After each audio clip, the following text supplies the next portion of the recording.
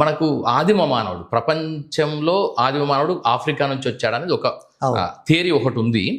అలాగే ఇండియాలో ఆదిమ మానవుడి యొక్క ఆనవాళ్ళు ఎక్కడున్నాయి అన్నప్పుడు మనకు హిస్టారికల్గా మజుందార్ కానీ, డిడి కోశాంబి కానీ, రోమిలా థాపర్స్ కానీ, ఎవరైతే పాపులర్ హిస్టారియన్స్ అలాగే ఆంథ్రోపాలజిస్టులు ఎవరైతే ఉన్నారో వారందరూ చెప్పిన విషయం ఏంటంటే, మనకు భీంబేట్కా అని ఉంది, మధ్యప్రదేశ్లో భీంబేట్కా ఉంది. ఆ భీంబేట్కాలోనే తొట్టతొలి మానవుడి ఆనవాళ్ళు భారతదేశంలో సంచరించినట్టుగా ఉన్నాయి అనేది క్లారిటీ ఉంది.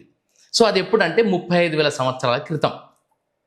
సో అయితే ఇది ఓకే, దాన్ని ఒప్పుకున్నాము, మనం అందరం చెప్పుకున్నాము, అన్ని పుస్తకాలు అదే, పరీక్షల్లో అంతా కూడా అదే, ఈవెన్ గ్రూప్స్ సివిల్స్ ఎగ్జామ్స్ లో కూడా అదే ఉంది.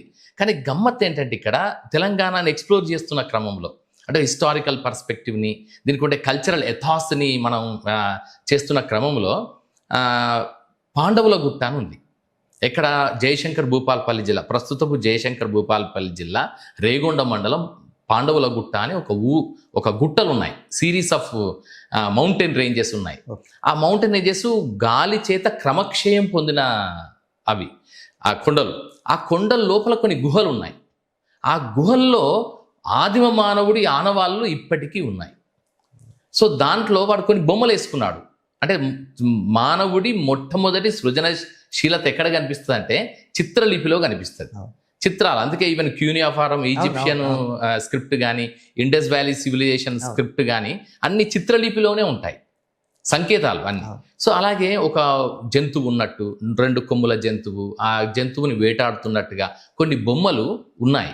ఆ బొమ్మలు ఇప్పటికీ ఇన్ని వేల సంవత్సరాల తర్వాత, ఇన్ని లక్షల వేల సంవత్సరాల తర్వాత కూడా ప్రకృతిపరమైనటువంటి పరిణామాలకు కానీ, శీతోష్ణ స్థితి పరమైన పరిణామాలకు కానీ చేంజ్ కాకుండా కలర్స్ కొంచెం ఫేడ్ అవ్వడం అట్లయినాయి తప్ప మిగతా ఏం చేంజ్ కాలేదు.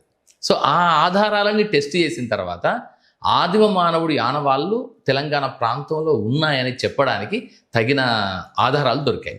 సో ఇవి ఎప్పటివి అని వెతికితే 45,000 సంవత్సరాల క్రితం కానీ అర్థమైంది.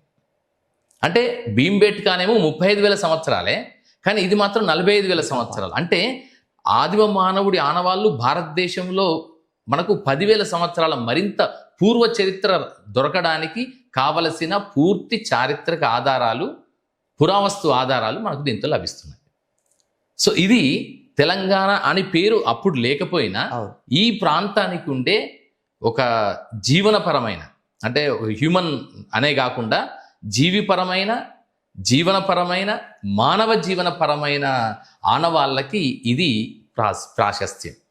సో దీనిలోంచి మళ్ళీ మనకి ఇక్కడ దీనికి సంస్కృతి ఎట్లా ఎస్టాబ్లిష్ అయింది అన్నప్పుడు ఆదిమ మానవుడి కాలం నుంచి సంస్కృతి ఎస్టాబ్లిష్ అయింది. ఇక మనందరికీ తెలిసిందే, 10,000 సంవత్సరాల క్రితం వ్యవసాయం కనుక్కున్నాడు, అంటే అగ్ని కనుక్కున్నాడు. 6,000 సంవత్సరాల క్రితం వ్యవసాయాన్ని తను ఉన్న చోటనే నదిలోయ ప్రాంతాలలో పండించడం మొదలెట్టాడు, పంటలని, ఆహారాన్ని పండించడం మొదలెట్టాడు. ఇక ఆ తర్వాత నాగరికతలు ఇవన్నీ వచ్చాయి. మనకి ఇదంతా ఒక ప్రాసెస్, ఇదంతా ఎవల్యూషన్. సో దీంట్లో తెలంగాణ ప్రాంతానికి సంబంధించిన అంశాలు కొన్ని ఇంపార్టెంట్ హిస్టారికల్ పర్స్పెక్టివ్స్ కొన్ని ఉన్నాయి సార్. సో వాటిలో ఫస్ట్ అండ్ ఫార్మోస్ట్ ఏంటంటే మనకు ఇది షోడశ మహాజనపదాలు కనిపిస్తాయి.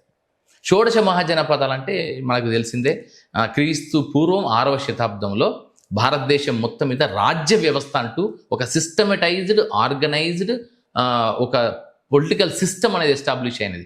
రాజు ఉంటాడు, సైన్యం ఉంటుంది, రాజ్యం ఉంటుంది, కోటలు ఉంటాయి, హంగులు డంగులు ఉంటాయి, ప్రజలు ఉంటారు, వృత్తులు ఉంటాయి, వృత్తుల్లో ఉత్పాదకతలు ఉంటాయి, ఉత్పాదక ద్వారా వ్యాపార వాణిజ్య వ్యవహారాలు నడుస్తుంటాయి. ఇప్పుడైతే మనం ఏదైతే ఆధునిక రాజ్య వ్యవస్థలో, ఆధునిక దేశ వ్యవస్థలో ఏవేవైతే చూస్తున్నామో వాటన్నింటి తాలూకు యొక్క ప్రాథమిక రూపమే మహాజనపదం.